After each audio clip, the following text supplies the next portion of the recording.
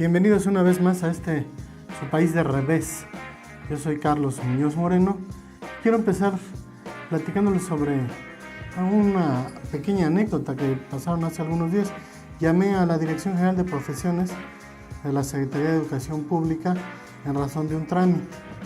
Para no hacer muy largo el cuentito, hace un par de meses, un poco más, pregunté sobre este trámite que quería hacer y me dijeron, usted trae los documentos, etcétera, etcétera, y en 10 días, vía electrónica, nosotros le mandamos el documento que solicitó. Entonces hice todo el trámite, me tardé más de un mes en sacar la cita para llevar mis documentos, los entregué, etcétera, y a los 10 días no hubo respuesta y a los 20 días tampoco, y entonces hace un par de días, como les decía, llamé y les dije, oiga, así, ¿cuál es su número de trámite? Bla, bla, bla. ¿Qué cree? Ya no son 10 días, son 20 días naturales, no, son hábiles. Y si bien le va, son 20, si no 45, es decir, de 4 a 9 semanas para un trámite en el que me habían dicho que se iban a tardar 10 días. Y lo que me quedaba muy claro es que cuando hablé, lo que me decía quien me atendió, ¿cuál es su asunto? Y esa frase ha estado retumbando en mi cabeza, y entonces es sobre lo que hoy quiero reflexionar. ¿Cuál es el asunto del país de revés?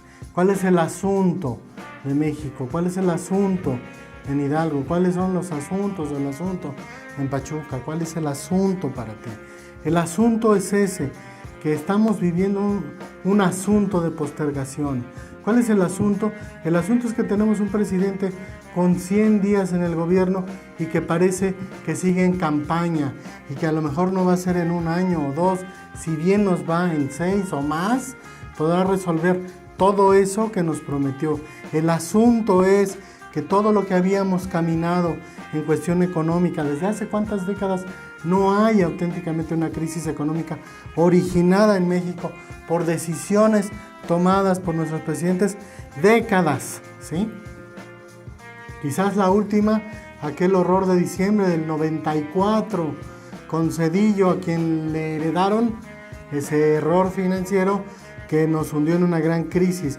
Desde entonces no hemos vivido eso. El asunto es que como vamos, con este presidente que tenemos, lo vamos a volver a tener. El asunto es que para el señor presidente es más importante el béisbol que las mujeres maltratadas. El asunto es que un chistosito en el Congreso dice que no va a haber dinero para guarderías, pero que contratemos yalitzas, ¿no? El asunto es que aquellos que tienen el poder no se han dado cuenta que ya lo tienen y todavía se sienten opositores y todavía se sienten en campaña y todavía se sienten capaces de hacer balandronadas en lugar de ponerse a hacer su trabajo. El asunto es ese. El asunto es que en los medios, antes de investigar, ya se termina, se enjuicia, se califica y se castiga a una persona, ¿no? Como que evento, y no estoy ni a favor ni en contra, pero hace apenas poco tiempo que en la Universidad Autónoma del Estado de Hidalgo dijeron, esa acusación por lavado de dinero tiene una muy buena explicación financiera, y sin embargo a nivel nacional, a nivel estatal y a nivel local ya los habían linchado y castigado. El asunto es que no nos hemos esperado para saber si esa versión es real o no y si de veras hay un delito. El asunto es que somos prontos para castigar aquello que nos conviene y no somos capaces de cumplir. Ese es el asunto. El asunto, por ejemplo, en Pachuca, ya les había dicho antes que iba a hablar de Hidalgo y de Pachuca, porque aquí es en Pachuca donde hacemos este país de revés.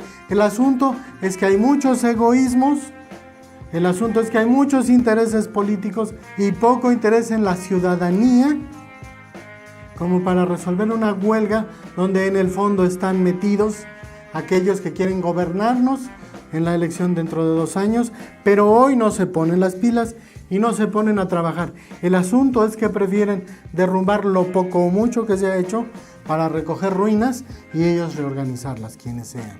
El asunto es que los que están haciendo eso no se dan cuenta que en realidad están trabajando a favor de otros.